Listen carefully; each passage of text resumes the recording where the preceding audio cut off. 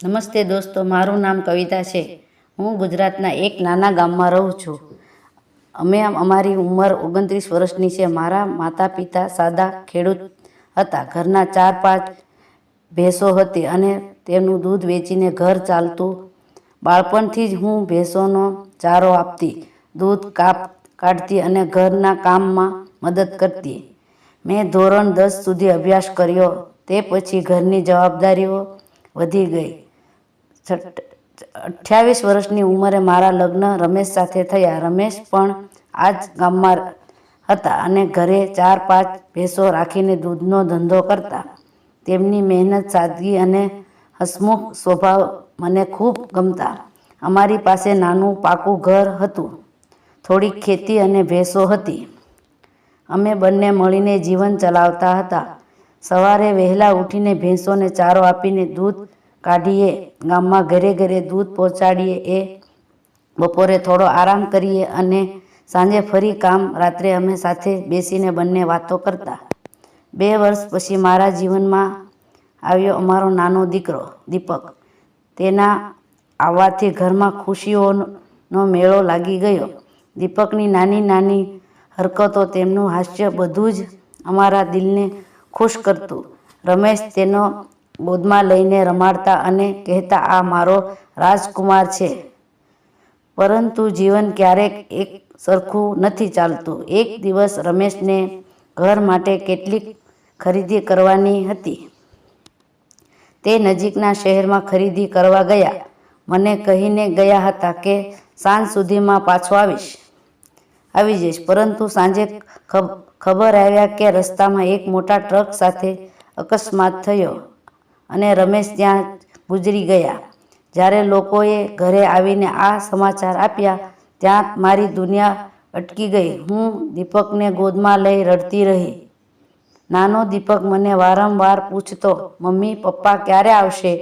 અને હું તે ચૂપ કરાવી રહી, પરંતુ મારા આંસુ અટકતા નહોતા.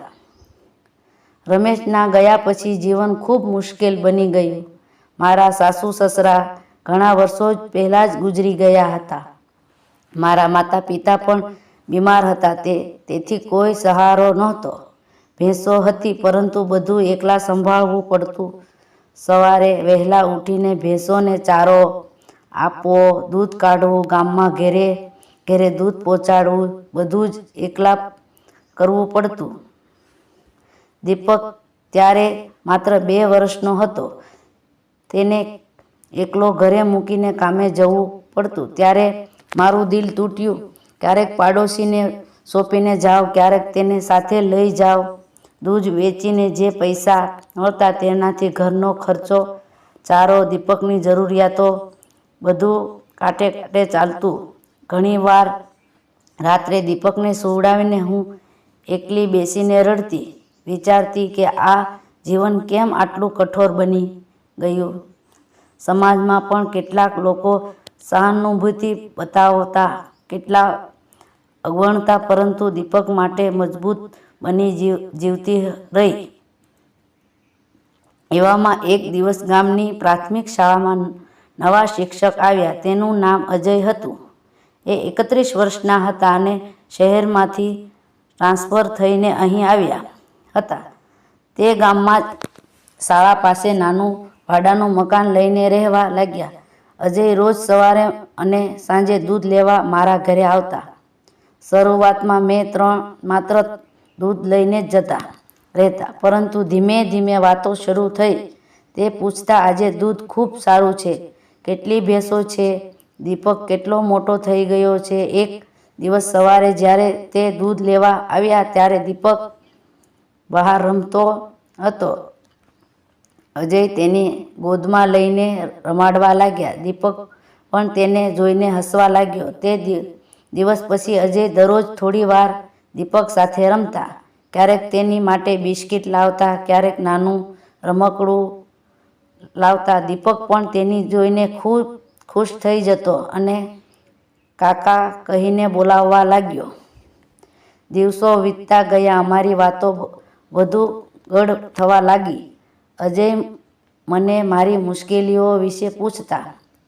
એક દિવસ મેં તેમને રમેશની વાત કહી. તે ચૂપચાપ સાંભળતા રહ્યા અને પછી કહ્યું, કવિતા, તે જે સહન કર્યું છે તે ખરેખર ખૂબ મોટી હિંમતની વાત છે. તું એકલી દીપકને ઘરને આટલી સારી રીતે સંભાળે છે એ જોઈને મને મારા પર ગર્વ થાય છે. તેમની આ વાતોને ઘણા સમય પછી મને લાગ્યું કે કોઈ મારી ચિંતા કરે, મારી પીડા સમજે છે. એક દિવસ સાંજે દૂધ આપ્યા પછી વરસાદના છાંટા પડવા લાગ્યા. મેં અજયને કહ્યું, આજે ઘેરે ચા પી લો. વરસાદમાં ભીંજશો તો માંદા પડી ગયા. હું અંદર ચા બનાવવા ગઈ અને દીપકને સુવડાવી દીધો. જ્યારે ચા લઈને બહાર આવી ત્યારે અજય એટલો બેઠા હતા. બહાર હળવો વરસાદ પડી રહ્યો હતો અને ઠંડી પવનની લહેર આવતી હતી. અમે બંને ચા પીતા પીતા વાતો કરવા લાગ્યા. વાતો ધીમે ધીમે દિલની વાતો બની ગઈ. જ્યારે ધીમેથી મારો હાથ પડ્યો, તેમના હાથ ગરમ અને મજબૂત હતો. મારા હાથમાં તેમની આંગળીઓ ધીમે ધીમે ગૂંથાઈ ગઈ. હું થોડી ગભરાઈ ગઈ, પરંતુ તેમની આંખોમાં જોઈને શાંત થઈ ગઈ. તેણે કહ્યું, કવિતા, મને ખબર છે કે તે ઘણું દુઃખ સહન કર્યું છે, પરંતુ હું પણ તને એક દીપકને હંમેશા ખુશ રાખવા માંગુ છું. મને તારા પર પ્રેમ થઈ ગયો છે. તેમનો અવાજ ધીમે અને દિલથી નીકળ્યો હતો. મારા આંસુ છલકાઈ આવ્યા. ખુશીના આંસુ. ઘણા વર્ષો પછી કોઈને મારા હાથને આટલી હૂંફથી પકડ્યો હતો. મેં મારો હાથ પાછો ન ખેંચ્યો. થોડી વાર અમે એમ જ ચૂપચાપ બેઠા રહ્યા, હાથમાં હાથ રાખીને. બહાર વરસાદનો અવાજ અને અમારા દિલની ધડકનો, બસ આટલું જ સંભળાતું હતું.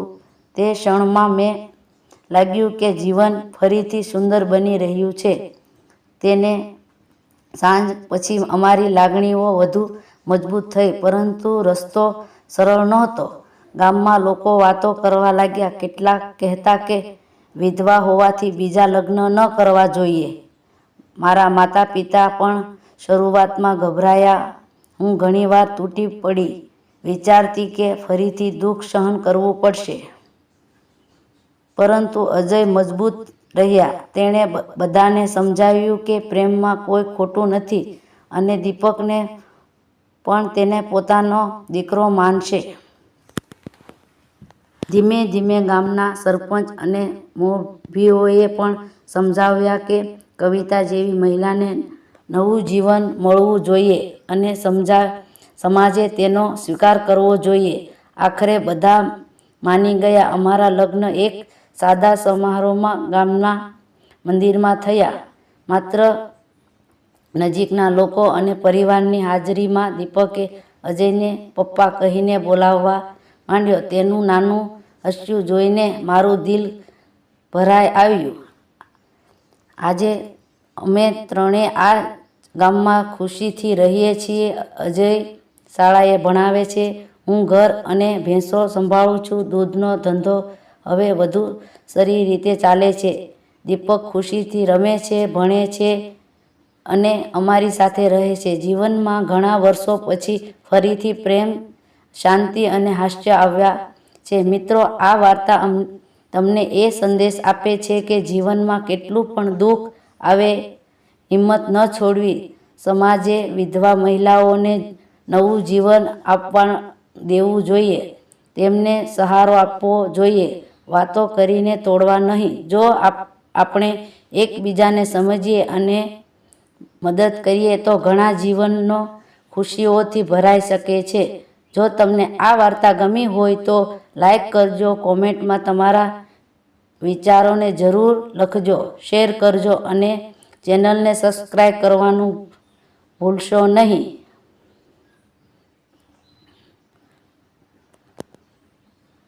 નોંધ: આવતા વાર્તા પૂર્ણ કાલ્પનિક છે અને તેમાં કોઈ વાસ્તવિક વ્યક્તિ, સ્થળ કે ઘટના સાથે કોઈ સંબંધ નથી.